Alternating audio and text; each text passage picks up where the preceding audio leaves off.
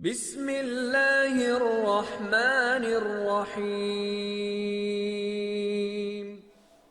احناف کے نزدیک، احناف یعنی حنفیوں کے نزدیک مسئلہ کیا ہے کہ عورت کو اگر ہاتھ بھی لگ جائے تو غسل واجب ہو جاتا ہے۔ یہ فقہ میں موجود ہے، عورت کو ہاتھ بھی لگ جائے، اور امام شافعی کہتے ہیں کہ عورت کو ہاتھ لگے تو غسل نہیں۔ اب ہم دیکھیں کہ امام شافعی کو بھی چھوڑیں، امام حنیفہ کو بھی چھوڑیں، قرآن و سنت کو دیکھیں کہ اس میں کیا ہے۔ حدیث میں آتا ہے رسول اللہ صلی اللہ علیہ وسلم تہجد پڑھ رہے تھے، حضرت عائشہ، چھوٹا سا حجرہ ہے آپ کا، حضرت عائشہ لیٹی ہوئی ہیں، ٹانگیں جو ہے وہ آگے آ رہی ہیں، نبی صلی اللہ علیہ وسلم نے دوران نماز سیدہ عائشہ کی ٹانگوں کو ہاتھ لگا کے اشارہ کیا پیچھے کر لو، انہوں نے پیچھے کر لیں، آپ نے غسل کیا اور وہ ہاتھ بھی دوران نماز لگایا۔ تو اصل مسئلہ کیا ہے کہ عورت کو ہاتھ لگانے سے غسل واجب۔ اب یہ سادہ سا دین ہے۔ اچھا، دوسری طرف ایک اور مسئلہ بتاؤں۔ احناف یہ کہتے ہیں کہ نبینا انسان کو امام بنائیں گے تو نماز ہی مکروہ ہو گئی۔ مسئلے کا پتہ ہے آپ کو، اس کا سنا ہوگا کبھی، مگر میں آپ کو دوبارہ دہرا دیتا ہوں۔ اندھا آنکھوں سے اندھا امام بنایا، نماز مکروہ۔ امام شافعی کہتے ہیں کہ نماز مکروہ نہیں ہوتی، اماموں کا اختلاف ہو گیا۔ ہم نے نہ کلمہ ابو حنیفہ کا پڑھا ہے، نہ شافعی کا پڑھا ہے، نہ مالک کا پڑھا ہے، نہ حنبل کا پڑھا ہے، نہ ابن تیمیہ کا پڑھا ہے، نہ ہم نے ابن باز کا پڑھا ہے، نہ ہم نے قدامہ کا پڑھا ہے۔ ہم نے کسی کا کلمہ نہیں پڑھا، ہم نے لا الہ الا اللہ محمد رسول اللہ، ہم نے اللہ کے علاوہ کوئی الہ نہیں، محمد اللہ کے رسول، ان کی رسالت ہے، قیامت تک چلے گی، اور اسی کلمے کے ساتھ انشاءاللہ مومن جنت میں جائے گا۔ اب اس میں کسی شخصیت کا کوئی توہین ہے؟ کیا خیال ہے؟ امام ابو حنیفہ کو یہ درجہ ملا تو اس لیے کہ اس نے محمد رسول اللہ کا کلمہ پڑھا۔ اگر امام ابو حنیفہ نے کلمہ نہ پڑھا ہوتا تو ابو حنیفہ کی کوئی حیثیت ہوتی؟ کچھ بھی۔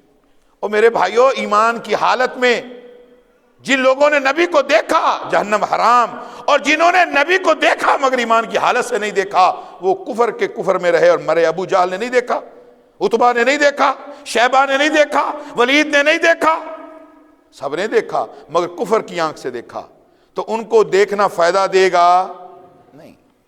یہ ہے دین سادہ سا۔ اچھا، اب ابن ابو حنیفہ رحمہ اللہ علیہ فرماتے ہیں کہ اندھا امام لگائیں گے تو نماز مکروہ۔ امام شافعی کہتے ہیں نہیں ہوگی۔ اچھا، ہم دین سے پوچھ لیتے ہیں، یا تو ہم فیصلہ آج کریں نا کہ امام ابو حنیفہ نبی سے بڑے عالم ہیں، یا امام شافعی بڑے عالم ہیں، یا امام مالک کے پاس بڑا علم تھا، نبی سے بڑا علم تھا، نبی بہت ساری چیزیں مس کر گئے، انہوں نے کمپلیٹ کی۔ یہ توہین رسالت ہے، یہ توہین دین ہے۔ قرآن کہتا ہے یوم اکملت لکم دینکم، دین کمپلیٹ ہو گیا۔ ورضیت لکم الاسلام دینا، بطور دین میں نے تمہارے اسلام کو پسند کر لیا ہے۔ آج دین کمپلیٹ ہے، نہ اس سے کوئی چیز نکلے گی، نہ اس میں کوئی نئی چیز داخل ہوگی۔ اللہ اکبر۔ اب قرآن و سنت سے اگر رجوع کریں تو رسول اللہ صلی اللہ علیہ وسلم نے مدینے کو چھوڑتے ہوئے آپ جب بھی جہاد وغیرہ پر جاتے تھے تو پیچھے امام مقرر کرتے تھے۔ پیچھے کیا کرتے تھے؟ امام مقرر کرتے تھے۔ اگر ہر جگہ موجود ہوتے تو امام کی ضرورت کیا تھی؟ کیا خیال ہے؟